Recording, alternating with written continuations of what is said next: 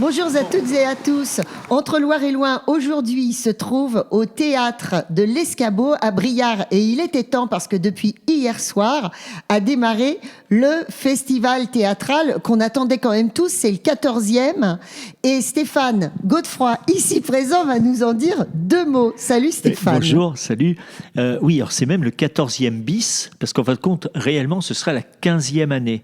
Mais comme l'année dernière, le deuxième confinement a commencé au premier jour du festival, on a pratiquement reporté la programmation de l'année dernière, que l'on a étoffé de nouvelles propositions. Alors, qu'est-ce qu'on va trouver dans ce festival ? Beaucoup de choses. Plein de choses. Déjà, imaginez sur les jours pleins, comme comme aujourd'hui, samedi et dimanche, il y a des spectacles à 11h, à 15h, à 18h, à 21h et à 23h. Et en plus de cela, il y a des animations satellites qui gravitent autour des spectacles qui sont dans les deux salles de l'Escabeau. Ce ne sont pas que des spectacles maison. Alors non.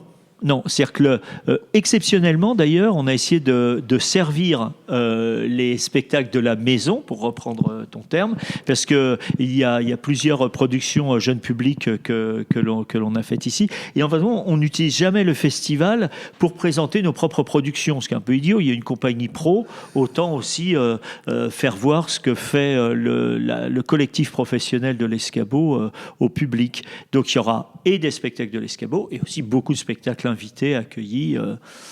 Alors, le spectacle le théâtre de l'Escabeau, c'est rigolo parce qu'il y a plusieurs espaces et souvent, justement, on est invité à passer d'un espace à l'autre en fonction des productions, mais également parfois aussi dans une même pièce. C'est ça, oui, Stéphane ? Oui, complètement. Alors, toutes les pièces ne s'y prêtent pas et c'est encore plus vrai ce que tu dis sur les spectacles d'été, parce que déjà, sur le plan du temps, ça permet de passer d'un lieu à l'autre. Mais autrement, pour dire, l'Escabeau, c'est comme c'est une ferme modèle, il y a l'avantage d'avoir une grande salle avec un très grand plateau de 12 mètres d'ouverture et 16 mètres de profondeur. C'est vraiment un des beaux plateaux de la région. Et une autre petite salle d'une centaine de places. Et en plus de ça, comme on a des lieux annexés dans les deux sens du terme, annexés, c'est-à-dire que des lieux annexes que l'on annexe, voilà, ça nous permet d'utiliser toutes sortes de sites. Et aussi l'extérieur, car il va y avoir des propositions en extérieur. Il suffit de se couvrir. Ah oui, c'est ça. Oui, ça, c'est pas très grave. Hein ? Et puis, on peut manger un petit bout ici aussi. Ah ouais. Donc, on peut y passer la journée. On a même le droit d'y boire. C'est extraordinaire. Il y a même 2 bars. Que dire. Voilà, bon, écoutez, donc, en 2 mots, aujourd'hui, là, on va pouvoir voir des films pour les du spectacle pour les tout petits, dès 3 ans. C'est ça ? Oui, c'est des balais et des brosses. C'est un spectacle de marionnettes. Parce qu'on essaie aussi que ce soit un festival transversal et qu'il y ait tant du théâtre à proprement parler que du spectacle vivant en général, de la danse, de la marionnette, du clown. Voilà, et même de la chanson française. Et ce spectacle-là, je trouve que essayer de proposer aux enfants des spectacles très tôt et de qualité, c'est quand même très important. Je vois aussi un spectacle qui s'appelle Le Marin, une expérience immersive, théâtrale et sensorielle. Oh, ça fait peur, hein, ça fout la trouille. Non, justement, ça m'excite. Non, mais calme-toi. Non, c'est que c'est un spectacle qui se fait entièrement dans le noir. C'est pour ça, c'est encore plus excitant. Et c'est un spectacle en odorama. En odorama, et donc c'est un appel au sens. Et surtout, Le Marin, c'est la seule pièce de théâtre de Fernando Pessoa, le plus grand poète et auteur portugais. Ouais. Alors, pour parler de grands classiques, il y a aussi Les raisins de la colère de Steinbeck, par exemple, voilà. Dimanche. Alors là, en plus, c'est orchestré par Jean-Jacques Milteau, qui nous a fait le plaisir de venir déjà sur l'or de Sandrars, donc immense harmoniciste, qui ne sera pas présent sur scène, mais c'est lui qui a fait entièrement l'orchestration, avec 2 musiciens américains, etc. Enfin, il y a un trio de musiciens, dont 2 américains, et puis Xavier Simonin, qui est un super conteur, un 10 heures de texte... accompagner ce trio. On ne peut pas tout dire, Stéphane, parce que c'est énormément riche, en fait. Mais c'est incroyable. Alors, il y a beaucoup de gens, quand même, dans la région, même de plus loin, qui attendent avec impatience, en fait, le festival de l'Escabeau tous les ans. C'est impressionnant. Alors, elles viennent d'où, toutes ces compagnies que vous invitez? Vraiment un petit peu de partout. Là, il y a des gens, il y a même un mec qui est en train de passer torse-poil en ce moment. Il doit venir de Paris. C'est un ancien footballeur de renom, Tom, que l'on voit passer. Voilà. C'est très, très bien. J'aime beaucoup ce théâtre. Donc, lui vient de Bretagne, par exemple. Mais autrement, les gens, on a une compagnie qui vient de Poitou-Charentes, plusieurs, même deux.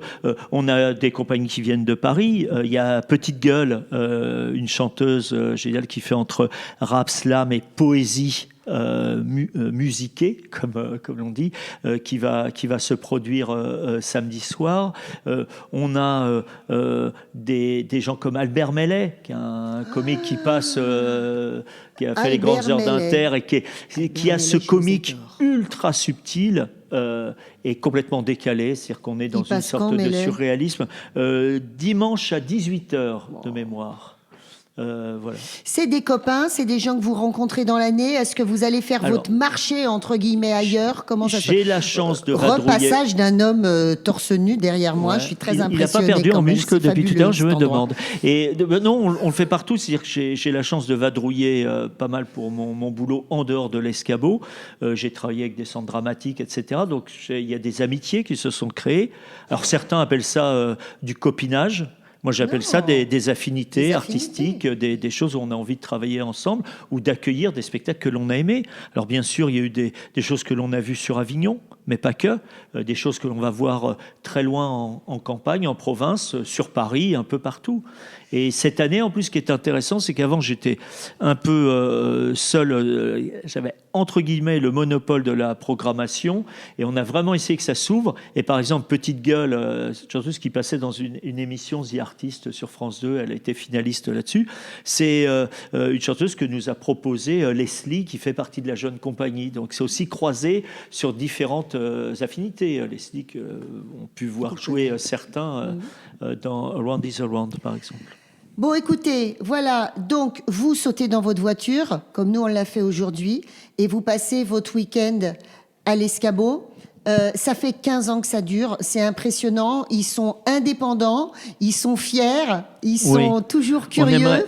Alors ce qui est terrible, je te coupe juste pour dire, on aimerait que ça s'adresse à tous. Les obligations sanitaires nous interdisent de recevoir, mais voilà. Alors, vous voulez connaître les infos pratiques? Moi, je pense jamais à ces trucs-là, mais c'est important. Vous avez une carte passe pour 5 spectacles, c'est 35 balles. Ça veut dire que c'est 7 € le spectacle. Et le pass n'est pas nominatif. Donc, si tonton ou tata, ils veulent venir le lendemain, ils peuvent.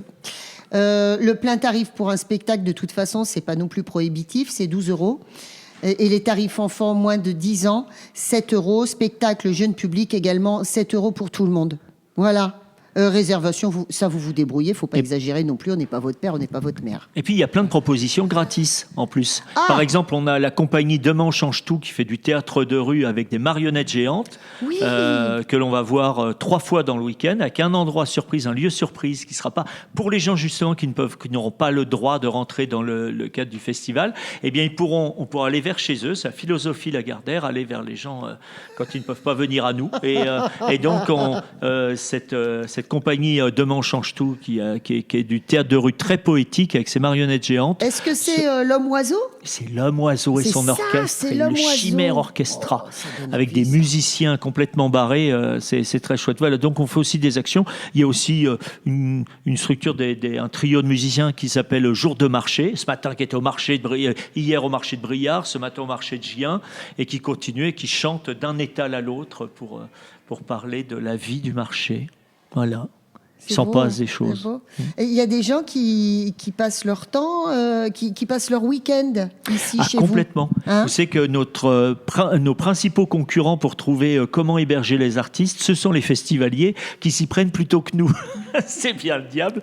Donc voilà. Mais on héberge tout le monde et c'est. Mais ça c'est bien parce que vous voyez, la culture, ça fait marcher le commerce, la vie économique. Il serait temps qu'on s'en aperçoive. C'est une économie à part entière. Je suis bien d'accord avec toi. Merci Stéphane. Merci à toi.